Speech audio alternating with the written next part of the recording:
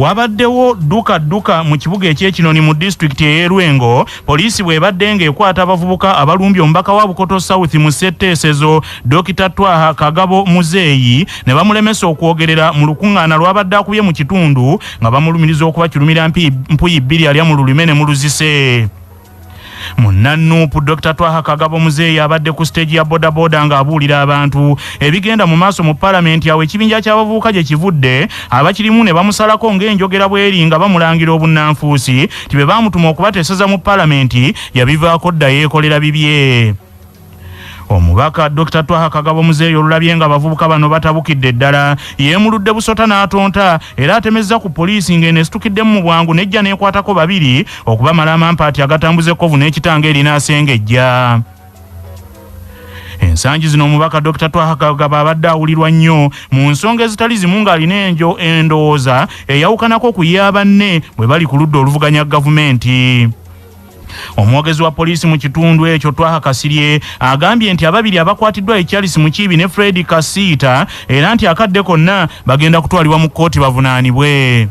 Member of Parliament Dr. Kagabo Twaha ngono yabadde ayogerako eri abantu b'Ekinoni bwe yabadde ali mu kubannyonnyola ku nsonga eyo abantu bano ababiri Kasiita Fred ne Mukiibi Charles ne bavaayo ne bavoola kulembeze ono w'ekitundu kino nga bagamba nti byabagamba tebirina amakulu era nga bali mu kugezaako kugamba abantu okubeera nti tebamuwuliriza. Kino ekyaleeseewo akajagalalo abatuuze ne baagala n'okulwana nga olw'ebigambo ebyo byavudde bantu bano era poliisi yategeezeddwako ku nsonga eno dukazambwa okulaba nti egenda okutaasa embeera mu kabuga Kinoni.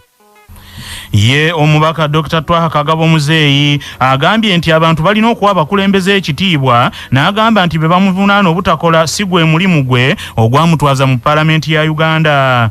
Twaha Kagabo Muzeeyi akinogaanyiza nti yeetajja kuba musibe wa byabufuzi n'akikkaatiriza nti abavubuka abo okubasonyiwa balina okumwetondera nga bakikola buli lunaku okumala ennaku 7 ate nga bakikola mu lujjudde anti bulijja kusinga kukubya gw'okutte. Nze sijja kukkiriza kubeera musibe wa byabufuzi olw'okuba neeraliikira nnyo bw'ate tebampe kalulu ebyo sibigenderako.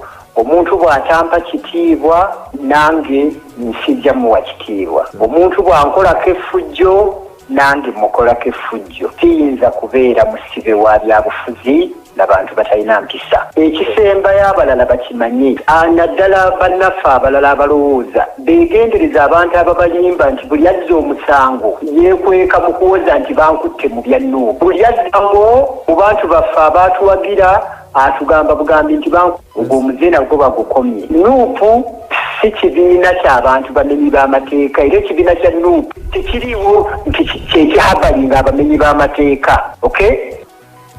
Wabula abatuuze abamu tebasanyukidde bya mubaka waabwe Dr. Twaha Kagabo okuggalira abalonzi era ye kansala Akimu Kizza Sawula nga mwana nzaalwa ow'Erwenga amuwabudde ti bw'anaagenda ng'asiba abantu olw'ensonga z'ebyobufuzi ayolekedde okusiba Uganda yonna. Buli woba ng'oli mukulembeze nga baakulonda oli member wa parliament oli road councillor nga nze oli chairman wa district no president yennyini tusiiba tumuchallenginga buli lunaku lwaki president kino tokikola lwaki ffe ab'e Kampala budget gy'otuwa tetumala lwaki aba Lwengo balina budget ya busente butono nnyo aba town council y'Ekinoni n'obawa miliyoni 50 oba 15 omwaka sente ze tezina kizisobola kukola ebyo bulijjo tusiba tubyogera naye bw'ogamba nti onoosiba buli muntu yenna either akuzzeemu oba akubuuzizza ekibuuzo oba yeemulugunyiza kiba kitegeeza nti eggwanga lyonna ojja ddisiba. Njagala kuwa magezi muganda wange Honorable Kagabo nti abe mukakkamu ebyo mu bukulembeze bibaamu profession era ey'obusawo gy'alimu abasawo bwe batatera kubuuzibwa bintu bingi. Njagala kubeebaza mwenna abatambula nange mwebale nnyo mwebalire ddala bannange abagoberera channel yaffe eno mwebale nnyo mwebalire ddala mukama abayo bye musinga okubanga muwagala nsaba eyakatwegattako agenda maaso n'okubanga osubscribinga channel yaffe ate gwe eyatwegattako edda ngenda basaba mwe video yaffe like. Muwulidde Dr. Kagabo abajjukira Dr. Kagabo ono ye musajja eyakwata ssente ezaweebwa ababaka nga zibaweereddwa Speaker Anita Amongi n'azikomyawo ng'agamba tatwala ssente za kibi. Then later n'amala ne yeekyusiza mu kiti ng'embazzi ne yeefuulira bakama be okuva mu kibiina kya NUP, bw'atyo n'abalyamu olukwe. Kakati gimuwunyidde enkya y'olunaku olwaleero bw'ayiseeko mu kitundu ky'akiikirira, abantu abadde atandika okwogera ne bava mu mbeera ne bamugobaganya, bw'atyo naye agenza okulaba ng'ebintu bitabuse, kwe kuyita poliisi. Omusajja ono okusinziira ku njogera ye alinga atamanyi nti no bantu be bamuwa obuyinza, alinga agamba nti asinga abantu amaanyi. Okusinziira ku bigambo bye, bw'oba tompa kitiibwa sijja kuwa kitiibwa. Simanyi oba akulembera abantu oba alowooza akulembera mpiso ezibeera mu ddwaliro nti ky'ogiragira kyekola. Naye ono y'omu ku bantu abayogeddwako mu luyimba lwa Bobi Wine Nalumansi, okufaananako n'omukulu amanyiddwa nga Abedi Bwanika, omwami gw'olabawo ayina bandage. Abedi Bwanika okufaananako nga Kagabo, olunaku lubadde lwaleero era enkya ya leero agenze maaso, olunaku lwabadde lwaggulo yagenze maaso n'okuba ng'ategeeza abantu b'e Kabonera gy'akulembera eyo, ng'agamba nti muve ku by'obufuzi eby'obuto. Nze bwe mba neetaaga kuteesa na mwami Museveni nja kuteesa naye, kubanga gavumenti yeeyina ssente, bano tebayina ssente. Abedi Bwanika yayongeddeko n'agamba nti ndeese tractor zino zirime. Bali tebayina tractor, gavumenti yeerina, kitegeeza nteekeddwa okukolagana nayo. Oba okitegeera, nteekeddwa okukolagana nayo nsobole okutuusako constituency yange byeyagala, era bantuma kubakiikirira so si kulwana. Wano yabadde ng'ategeeza nti NUP bali mu kulwana ntalo, okufaanaganako nga Dr. Kagabo noono bamufuumudde bufuumuuzi misinde.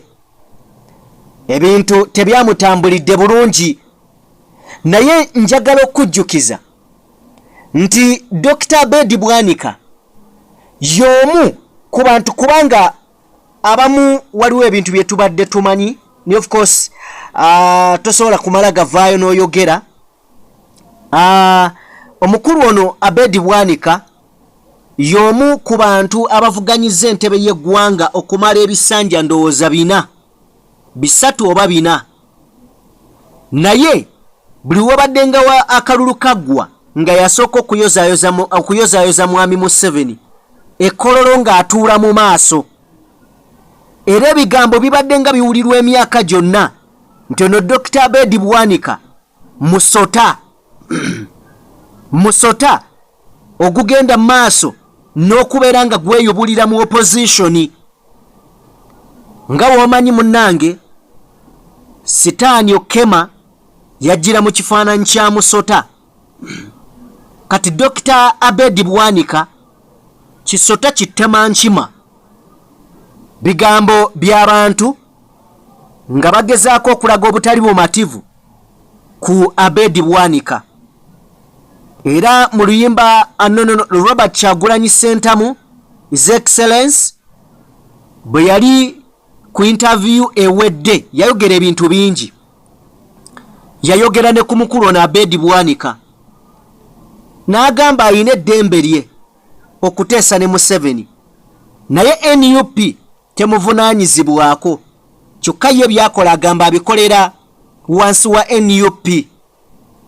Naye of course tubamanyi nti gino misota egiri mu kweyubulira mu bibiina ebijja, buli kibiina ekijja bo bakiyingira ne bagezaako okulaba nga baluma emirandira so that tekimeruka kujja kubala bibala.